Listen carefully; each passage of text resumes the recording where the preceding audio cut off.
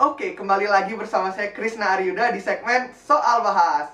Jadi, di sini ada 9 catatan sebagai bahan kita untuk menyusun laporan rekonsiliasi bank. Sekarang kita masuk ke soal ya teman-teman. Nomor 1, saldo kas menurut perusahaan per 31 Desember adalah 237 juta. Nah, sedangkan ada perbedaan saldo dengan kas menurut rekening koran bank atau bank statement, yakni sebesar 215 juta. Dari catatan nomor 1, kita sudah mendapatkan keterangan cash balance per banks dan cash balance per books. Cash balance per bank statement sebesar 215 juta seperti di soal, dan cash balance per books sebesar 237 juta. Kemudian kita lanjut ke catatan nomor 2, teman-teman.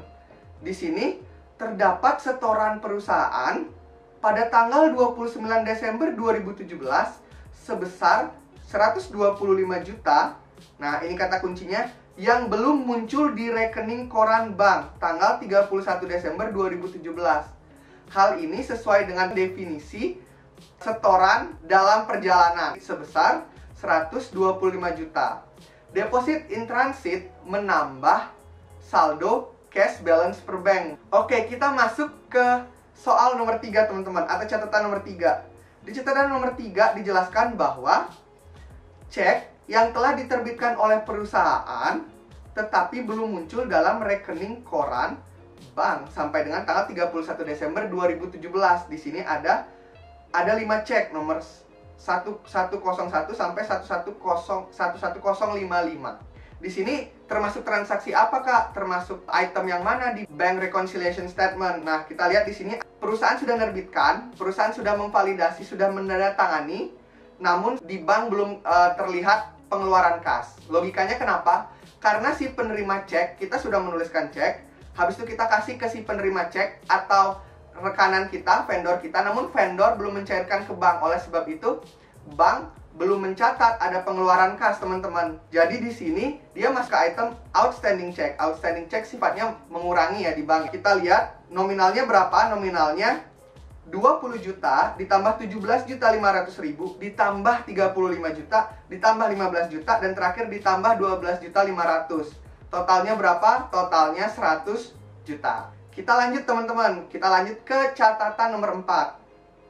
Di catatan nomor 4 itu dijelaskan pada bulan Desember 2017 bank melakukan penagihan atas note receivable. Di sini aja kita udah bisa mendapatkan kata kunci ya. Bank melakukan penagihan note receivable milik perusahaan ke customer perusahaan. Itu nilainya sebesar 45 juta ditambah dengan bunga 1 juta. Berarti di sini menambah apa? Cash balance per book berupa collection of account receivable sebesar 45 juta ditambah dengan interest revenue-nya sebesar 1 juta rupiah. Kita masuk ke soal nomor 5. Di soal nomor 5 dijelaskan bahwa sebuah cek sebesar 16.500.000 yang diterbitkan oleh PT Indomadani Sejahtera salah dibebankan oleh bank ke PT IMAS. Kita ini PT Insan Madani Sejahtera, bukan Indo Madani Sejahtera. Jadi ceritanya bank salah membebankan tagihan gitu. Di sini error, teman-teman, kita identifikasi sebagai error. Apakah error dari perusahaan, apakah error dari bank? Jawabannya adalah error dari bank ya. Sudah dijelaskan bahwa bank yang salah. Kita sebagai PT IMAS dibebankan pengeluaran 16.500.000 yang seharusnya tidak dibebankan ke rekening kita. Oleh sebab itu, rekening kita kekurangan nih saldonya 16.500.000 karena bank error. Oke, jadi di sini kita identifikasi sebagai bank error dan posisinya sebagai penambah. Karena kita harus mengembalikan saldo 16.500.000 tadi ke rekening kita. Kita masuk ke catatan nomor 6. Di sini ada cek nomor 11045 sebesar 45 juta untuk pembayaran kepada supplier. Keywordnya pembayaran kepada supplier. Dicatat oleh perusahaan sebesar 54 juta. Di sini sudah dijelaskan bahwa kita melakukan pembayaran kepada supplier, berarti termasuk ke error terkait kas keluar. Nah, sekarang ada dua kemungkinan, teman-teman. Kas keluarnya terlalu sedikit atau terlalu banyak. Nah, di sini dijelaskan bahwa ceknya sebenarnya sebesar 45 juta. Namun kita catat nilainya sebesar 54 juta.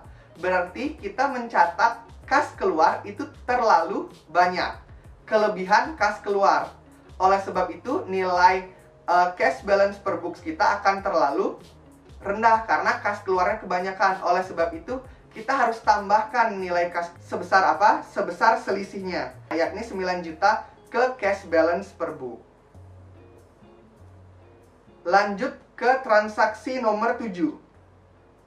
Di transaksi nomor 7 dijelaskan sebuah cek yang diterima. Kita menerima cek nih dari PT XYZ, customer kita, PT XYZ, sebesar 27.500.000, tidak cukup dananya. Di sini sudah ada kata kunci tidak cukup dananya. Berarti non-sufficient funds check yang akan mengurangi saldo cash balance per books. Non-sufficient funds check sebesar 27.500.000. Kita masuk ke soal nomor 8. Di soal nomor 8 ada cek nomor 11051 sebesar 29.100.000 untuk pembayaran listrik. Salah dicatat oleh perusahaan sebesar 21.900.000. Nah, ini juga error. Error terkait apa? Terkait kas keluar. Kas keluar kita catat terlalu apa teman-teman? Terlalu sedikit. Kita catat terlalu sedikit 7.200.000. Oleh sebab itu, untuk mengembalikan saldonya ke 29.100.000, kita harus menambah saldo pengeluarannya sebesar 7.200.000. Kita menambah kas keluar, artinya kita mengurangi cash balance per book sebesar 7.200.000. Dia masuk ke list. Error check number 11051 sebesar 7.200.000. Dan yang terakhir ada bank service charge yang belum diketahui perusahaan sebesar 800.000. Posisinya sebagai pengurang cash balance per books sebesar 800.000. Oke, sekarang kita harus make sure adjusted cash balance per bank dan adjusted cash balance per books itu sama.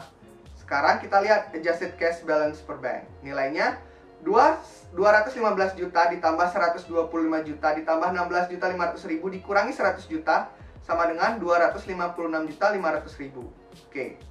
Sekarang kita pastikan bahwa adjusted cash balance per booknya sama. Kita hitung ya nilainya teman-teman. 237 juta ditambah 45 juta ditambah 1 juta ditambah 9 juta dikurang 27.500.000 dikurang 7.200.000 dikurang 800.000. Nilainya sama, 256.500.000. Artinya, kita sudah mencapai tujuan dari Statement of Bank Reconciliation, yakni menyamakan adjusted cash balance per bank dan cash balance per book. Oke, sekian dari kakak. Sampai jumpa di video berikutnya.